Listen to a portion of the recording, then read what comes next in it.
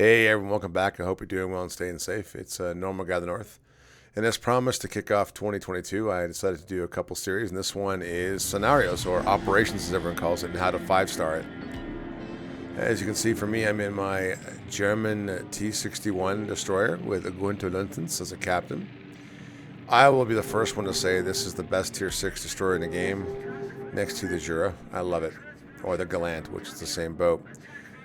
So you can do 4 types of ships in this game, in this scenario or operations. You can do destroyers, you can do cruisers, you can do battleships, and you can do CVs. So I'm going to talk about what each should do and how it actually works out. There are 4 stages to this operation. The first one's coming up. It's the Vanguard. Now, for me in a destroyer, I'm always going to charge here. My T-61 can reload in 61 seconds, so I, of course, am going to dump some torpedoes towards this first Vanguard. You're typically going to see a couple of destroyers, 1 or 2, most likely 2. You're going to see Aobas, Miyoko, Furitakas. If you're in a CV, the Aobas are pure AA, so they will destroy you. I've been in carriers where I've had 4 or 5 Aobas and no battleships. You'll see the Ichizuki, or the Ichi as we call them. Sometimes you get 4 battleships here. It really depends on what you bring to the table. Now I'm just going to drop some torpedoes, and I'm going to head north for the second group. The second group usually is made up of nothing but cruisers and sometimes a trailing 1 or 2 battleships. And I'll get to those in a minute. The goal is to kill this group of ships, this first wave or vanguard, as quickly as humanly possible. The longer you wait, the harder it gets, because the group in the north, as you can see in the map, as soon as you get above the E line, heading towards it, you will trigger it pretty quickly. Now, I'm not sure if my torpedoes actually hit anything on this one. I could be wrong. But we keep charging up. My torpedoes are almost reloaded again. Oh, I'm getting a couple good hits. Nice. Again, I'm not looking to sink anything there. I have sunk Ichis, and sometimes you'll typically get Shiratsus, destroyers, and I have surprised them with some torpedoes and killed them. But again, just trying to help your team. If you look at the bottom, the carrier itself, if you're going to be smart, you're going to head off along the G line, and you're going to head over towards the G, I'm going to say the G4, G5 between the 2 rocks, and get ready to hang out there. But you want to basically hide. Battleships and cruisers, you don't want to go through the middle where the actual boats are. That's a no-no. There's going to be dozens upon dozens of torpedoes coming from the Shiratsus and the Furitakas and the Aobas, so don't. Now right here, I pop my smoke. My first set of torpedoes are already out. As you're going to see, you got Furitakas, you've got Kumas here. You're going to sometimes get Aobas and some Ichis, or Ichizukis. Now I use AP, whether I'm in this boat or the Furitaka, or I'm in some quota cruiser. If I'm in my Perth, I'll use HE. Again, you want to make sure you're smoked up, because you're going to get spotted. And Hydro is very important in this position, more than anything else, because all these cruisers will sometimes dump torpedoes towards your smoke. And again, just launch some torpedoes. There's always 5 or 6 that come up from here. Sometimes it's 5, but most of the time it's 6. And just start fighting them. Kumas are very easy to citadel with AP on broadside, from a cruiser or from a destroyer point of view. The carrier really shouldn't come flying over here, to be honest with you, unless you're using skip bombs from a good sized distance. Again, if you get a whole bunch of Furitakas or Kumas or Aobas, you're going to have lots of A, and it's going to kill you. Carriers really come into play the second half of this, not so much the first. In the first, you're doing a lot of spotting.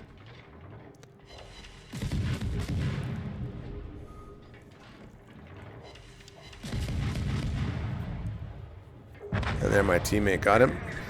That was Chad. Maybe check out the Shiratsu. We're doing well. What's that Duke Nukem joke? I'm all here to kick some butt and chew bubblegum, and I'm out of bubblegum. Yeah. This is a good game for my team, my clan. We did a good job. Operations are a lot of fun. I won't kid you. They are a lot of fun to play, especially when you get 7 good members together and have fun. I have played operations like Nari, like this point right here. Out of nowhere comes torpedoes. Welcome to bots. We've played Nari, and I'll get 350, 450,000. I think my record is over almost 500,000 of damage, and 5 stars, and things are great. In the next game, you lose completely. So it's ever changing. The one really good thing about these games, in particular Raptor Rescue and a few of them that I'll talk about once as we go through each of them, they do change it up. Nari is not the same. Raptor's not the same. I think Raptor is one of the most confusing where it comes from, and so is Killer Whale.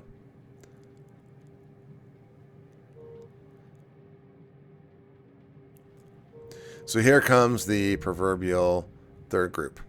This is 5 cruisers. It's always cruisers. It's going to be Kumas. It's going to be Miyokos. Sometimes Aobas, but mostly Furitakas. And you just start shooting. Now you saw how the battleships and cruisers have come through the gap there, and they're moving down. That's what you do. The transports, once you sink these 5 escorting ships, the transports return to head towards the anchor. The anchor is in the D10 line right there, and that's where they have to go. Now, I got to tell you the honest truth. If the transports, the Liberty ships, get to the G line, it doesn't matter. If you sink all 5 ships, they're not going to make it in time. You will lose the game. So if they get past the G line, it's all over but the crying. And again, for me here, I'm just waiting. I've already got one. I'm going to get the other one, the Kuma. It's not the Kuma. And just be patient.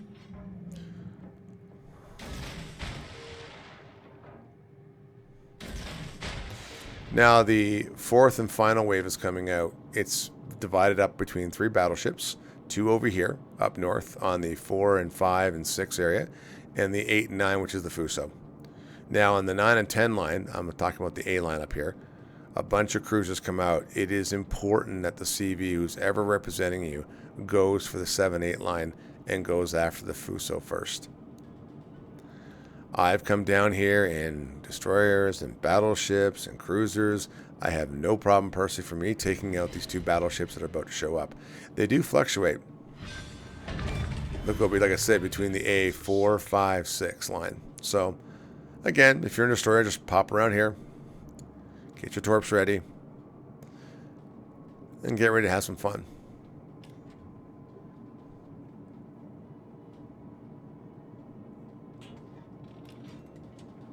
Now, in this game, I can't for life remember who's in the CV.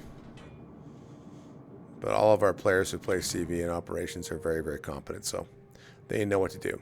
And we are on Discord talking. And that's the thing, if you can, chat a lot. If you're not on Discord, do in chat, talk to each other. Tell how you're going to do the operation, where you're going to go, what you're going after. Especially things like Raptor and Nari and other ones. Communication is key, without a doubt.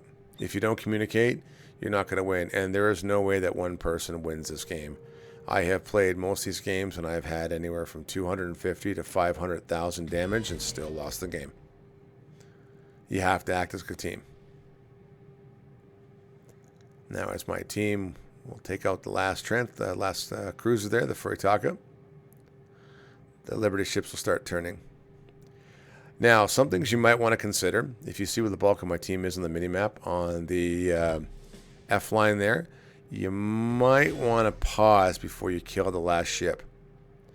Sometimes, if you do it too soon, the transports will turn and they'll be exposed. They won't be able to hide behind the islands because there's a whole lot of cruisers coming out on the 9 and 10 line of the A, and they're heading right towards that anchor. So when you look in the D10 line, that anchor there, that's exactly where everyone's heading. The transports. The first one there wins. Doesn't matter how many gets there, just one. And as for me, I have 2 battleships up here I need to take out. And you can see the Fuso over on the A8 line. And there on the A and almost B10 line, the cruisers starting to show up. Now, as you can see, our carrier players dropped the fighter. Perfect. And is about to start attacking the Fuso. And that's what you want. The rest of the team, especially if you're a destroyer up north down south, and you're with these transports, don't hesitate to drop smoke. Full speed ahead, drop smoke, and let the transports just sail through it. Again, Doesn't matter how many you kill, they'll keep spawning more and more ships against you. Now, the one good thing about this on these two battleships, the Ichi and the Congo, they spawn in different areas and they act differently. This is not a rinse and repeat pattern. Sometimes they'll turn, sometimes they won't be there, sometimes, again, they'll just keep acting differently. You know, being bots. They're unpredictable. But they're fun.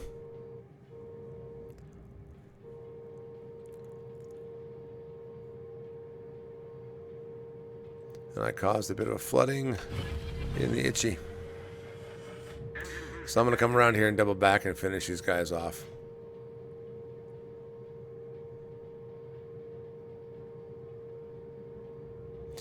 But mostly these two battleships will turn in a 45-degree angle and will head towards the anchor itself. That's what they're aiming for.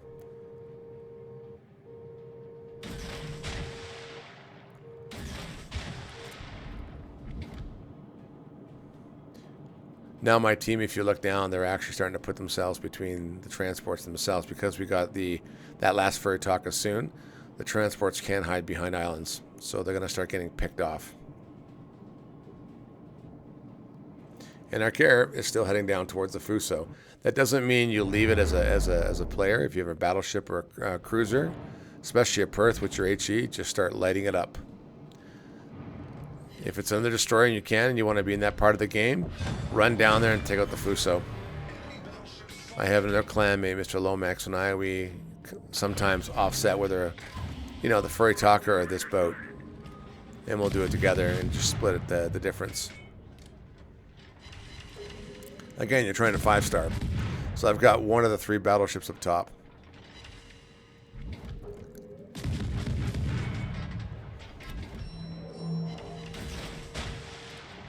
Now, you never have to worry about going blind with the Congo or the Ichizuki. They will always be firing at somebody in your team or whomever the transports.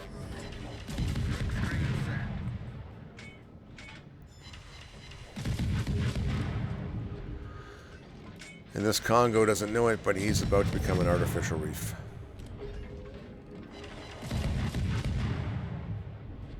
Now, on this point, as you notice, our CV player, Crystal, got the Fuso, and it's done. And I got the Congo, and there's 5 stars, as long as we don't lose the transport.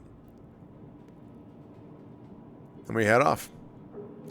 And this is the operation or scenario Aegis. Pretty straightforward, pretty easy. Once you finish the 4 groups, the 4 distinct groups, you're done. And this is how you 5-star. And when you do 5-star, you do get a lot of credits and a lot of free XP and a lot of, I'm going to say stuff that's pretty cool. Well, as always, I hope this was entertaining and I hope you actually enjoyed it and learned something. I hope it's worthwhile. As always, take care, stay safe, and I wish you the best. Bye for now.